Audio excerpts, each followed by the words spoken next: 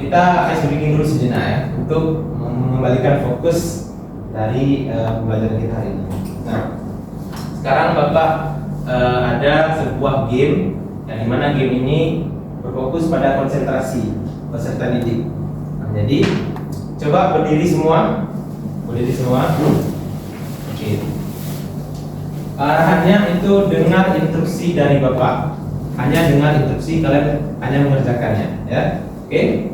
Kita mulai ya. Angkat tangannya ke atas, ke samping, ke depan, ke bawah, ke atas, samping, depan, bawah. Oke, gitu ya. Instruksinya siap? Siap. Oke, baik. Angkat tangan ke bawah, ke samping, ke atas. Oke, fokus ya. Berarti. Oke, selanjutnya angkat tangannya ke atas. Putar, stop. Putar, stop. Stop. Ya. Belum fokus berarti statistika. Oke, kita cukupin ya. Jadi silakan duduk kembali. Jadi materi kita hari ini berkaitan tentang sistem peredaran darah. Nah, jadi sistem peredaran darah itu ada dua komponen utama. Yang pertama tadi seperti disebutkan Meli, ada darah dan ada alat peredaran darah. Nah, darah ini terbagi menjadi ada plasma darah, trombosit atau keping darah, sel darah merah, dan sel darah putih. Nah, kemudian ada alat peredaran darah. Nanti dia kayak mana dia Alat persen tutup peredaran darah. Alat peredaran darah ini terbagi menjadi dua. Ada jantung ada bentuk formula berarti di itu dalam bentuk dan ada pembuluh darah. 70 dia dapat dia. Nanti kalau 20% berarti kali terus ini ya, berarti berarti segitulah. Maksudnya. Nah, di sini siapa yang tahu ada berapa macam pembuluh darah pada manusia? Silakan Pak Lili. Iya, Pak. Ya, silakan sebutkan Meli. Pembuluh darah arteri, vena, dan pembuluh darah kapiler, Pak. Ya, benar sekali. Tepuk tangan untuk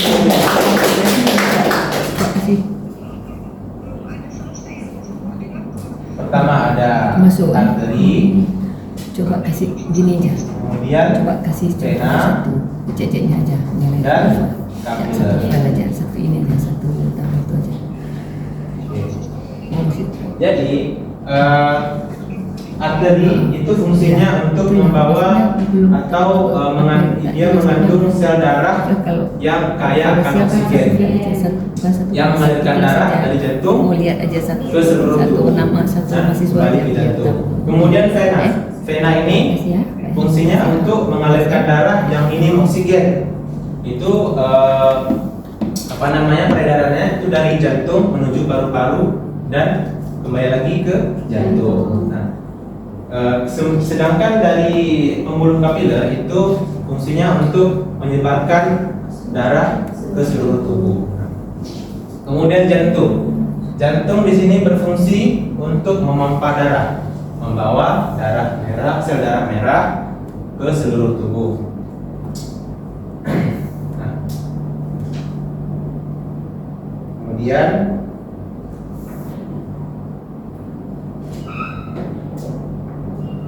pada jantung itu ada 4 struktur utama yang bisa kita semua ketahui, yaitu ada atrium kanan, ada atrium kiri, ada ventrikel kanan dan ventrikel kiri. Nah, siapa yang bisa menyebutkan ulang apa yang Bapak sebutkan tadi? Coba saya Pak. Jadi struktur jantung itu terdiri dari 4 ruang, yaitu ada atrium kiri dan atrium kanan. Kemudian ada ventrikel kiri dan juga ventrikel kanan. Nah, jadi untuk atrium kiri ini dia menerima darah yang mengandung oksigen dan dari paru-paru ke jantung. Kemudian untuk atrium kanan itu menerima darah yang mengandung karbon dioksida dari seluruh tubuh. Dan sedangkan untuk ventrikel kanan itu dia memompa darah yang mengandung karbon dioksida ke paru-paru. Sedangkan ventrikel kiri itu memompa darah yang mengandung yang mengandung oksigen ke seluruh tubuh. Nah, mungkin dari penjelasan Bapak tadi, siapa yang dapat menyimpulkan atau mengambil kesimpulan dari seluruh yang kita pelajari hari ini? Mungkin ada salah satu dari kalian. Siapa yang bisa? Silakan simpul.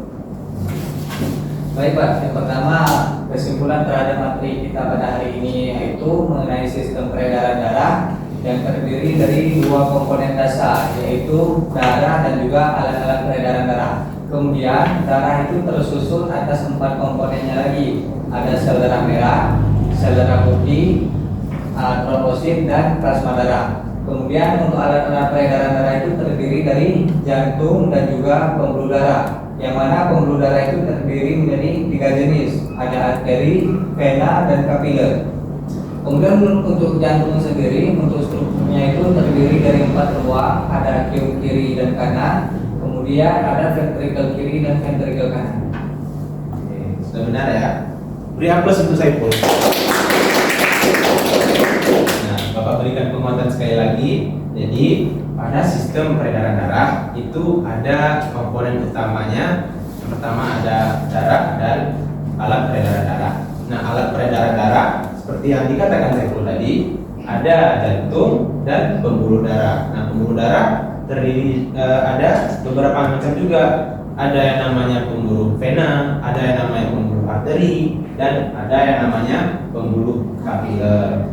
Sedangkan untuk darah itu ada 4 komponen utama yang berfungsi menyusun darah. Ada plasma darah atau cairan darah, kemudian trombosit dan sel darah merah serta sel darah putih. Nah, dari keempat komponen itu juga memiliki fungsinya masing-masing. Contoh seperti trombosit. Trombosit itu berfungsi sebagai pembekuan darah atau penyembuhan luka. Jadi trombosit ini dia kalau kita tersayat atau terjatuh kemudian mengalami luka, itu trombosit akan membentuk yang namanya benang fibrin. Nah, benang fibrin inilah yang akan menutup luka kita sehingga darah itu berhenti mengalir. Baik. Sebelum pembelajaran kita padai, Bapak akan memberi tugas atau PR yang dikerjakan di rumah nantinya. Ini berupa